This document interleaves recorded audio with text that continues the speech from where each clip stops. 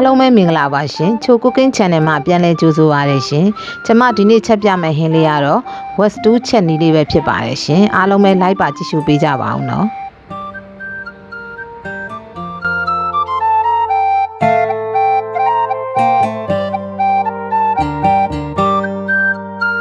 ကွန်ပျူတာလေးတွေအခွန်နှွာထားပါမယ်ရှင်ဂျင်းတွေကိုလည်းပပလေးလှီးထားပါမယ်ပြီးတော့ဝတ်သားကိုစားအချို့မှုံနဲ့ရှာလက်ကိုင်လေးနယ်ပြီးတော့စနွှလေးပါထည့်ပြီးနယ်ထားပါမယ်ရှင်ပြီးရင်တော့ပြုတ်ထားတဲ့ဘဲဥတွေကိုအခွန်ခွာပါမယ်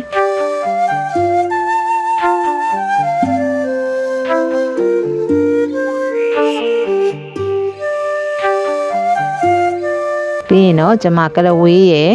နနက်ပွင့်ရဲ့ချင်းရဲ့ကိုအစင်သင့်လှုပ်ထားပါမယ်ကော်ရည်လည်းဖြော်ထားပါမယ်ရှင်ဝတ်သားအိုးကင်းတိုက်ဖို့အတွက်ဒဲအိုးတွေကိုစီနဲနဲထည့်ပါမယ်ရှင်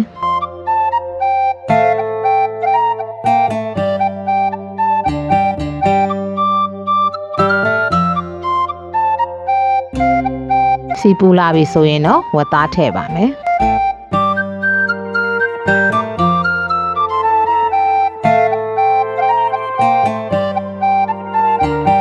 ဝတ်သားကိုနီလာတဲ့အထိကျမတို့အိုးကင်းတိုက်ပေးရပါမယ်ရှင်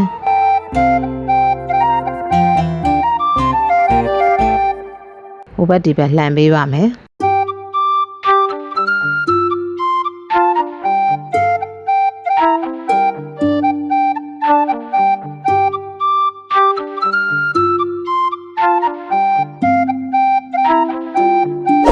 ပြီးရင်တော့ဒီလေးလည်းပြန်လာပြီဝတ်သားလေးလည်းအယောင်လေးရဲလာပြီဆိုရင်တော့ခဏချထားပါမယ်ရှင်ပြီးရင်တော့ဒဲအိုးတွေကိုရေထည့်ပါမယ်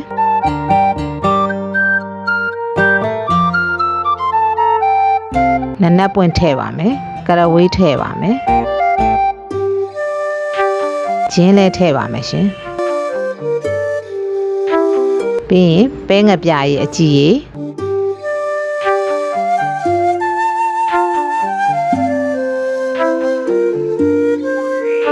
အနောက်ရေခရုစီထည့်ပါမယ်ရှင်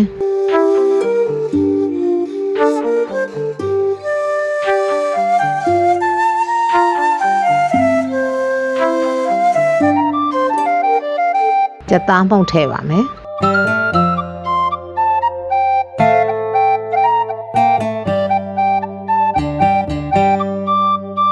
ငရုတ်ကောင်းထည့်ပါမယ်ရှင်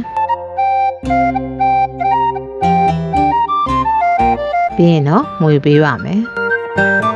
တကြားထည့်ပါမယ်ရှင်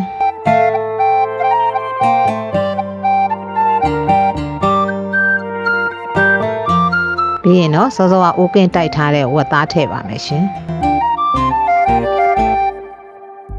ပြီးရင်တော့အဖုံးလေးအုပ်ထားပါမယ်ဝတ်သားနူးလာအောင်လို့တည်ပေးရပါမယ်ရှင်အဖုံးဖွင့်ပြီးတော့တစ်ဖက်လှန်ပေးပါမယ်ဝတ်သားကိုနူးတဲ့အထိကျမတို့တည်ပေးရပါမယ်ရှင်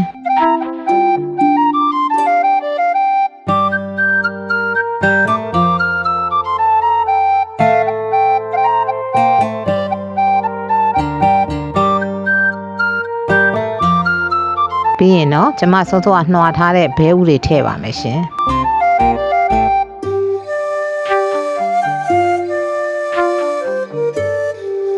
ဘဲဥကိုတော့ကျမကအရသာလေးဝင်အောင်လို့ဓားလေးနဲ့မှုန်းပေးထားပါတယ်ရှင်ပြီးရင်တော့ကြက်သွန်ပြူလေးတွေကိုကျမစိတ်ပြီးထည့်ပါမယ်ရှင်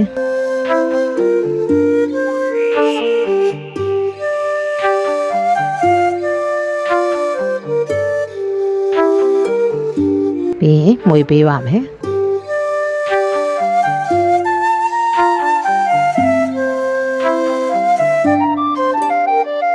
ကြက်သားမုတ်လေးထပ်ထည့်ပါတယ်ရှင်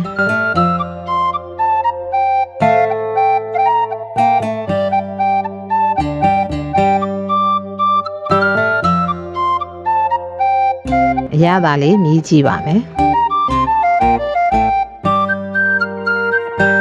ပြီးရင်တော့ဝတ်သားကိုနူးတဲ့အထိအဖုံးအုပ်ပြီးတော့တည့်ပေးပါမယ်ရှင်ဝတ်သားနူးလာပြီဆိုရင်တော့ကျမတို့အိုးရဝတ်သားတွေကိုဆယ်ထားပါမယ်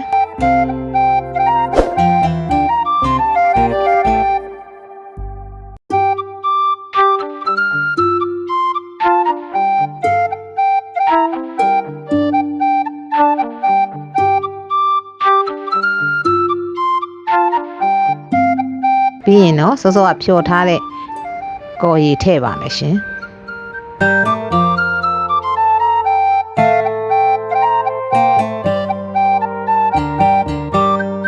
ကော်ရည်ထည့်ပြီးတော့ကျမတို့မှွေပေးရပါမယ်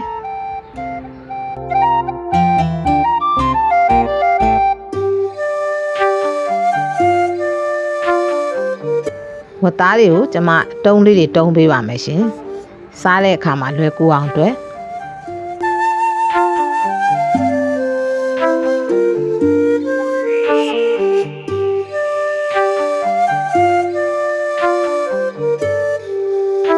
ဝတ်သားတွေကပြော့ပြီးနူရတယ်နည်းနည်းလေးလှီးတဲ့အခါမှာကြေနည်းနည်းလေးကြေသွားပါတယ်ရှင်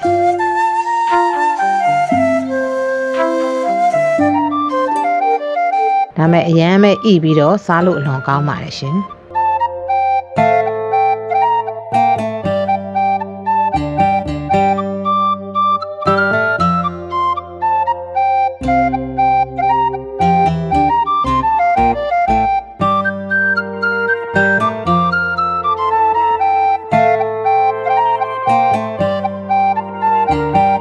ဟုတ်ကဲ့ပြီးရင်တော့စောစောကကျမချက်ထားတဲ့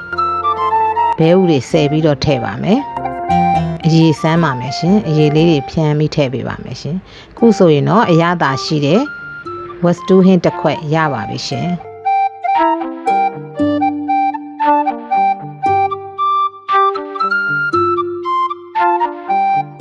ဝက်စတူးနဲ့တွဲစားဖို့အတွက်ကျမဘိတ်ချင်လေးလုပ်ပါမယ်ရှင်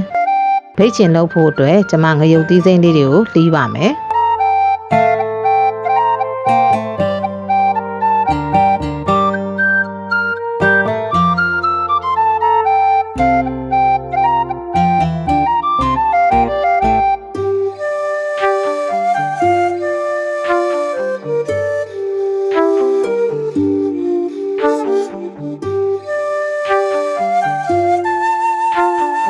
ပြီးရင်ကြက်သွန်ပြူလှေးပါမယ်ရှင်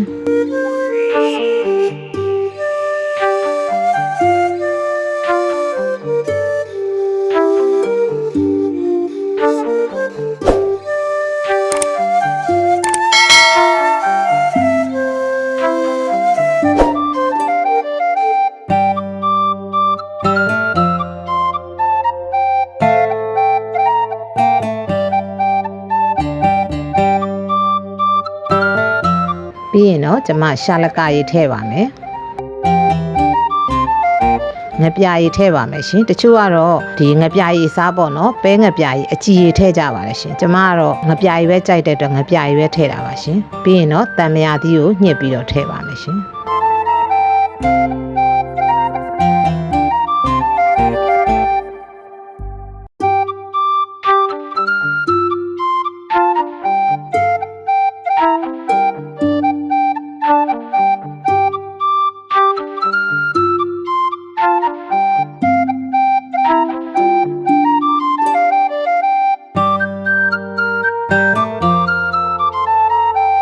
ခုဆိုရင်တော့ဝက်စတူးနဲ့တွဲဖက်စားလို့ရတဲ့ဘိတ်ချင်လေးတစ်ခွက်ရပါပြီရှင်ထမင်းစားလဲမိန်နဲ့အရသာကောင်းမွန်နဲ့ဝက်စတူးဟင်းလေးတစ်ခွက်ရပါပြီရှင်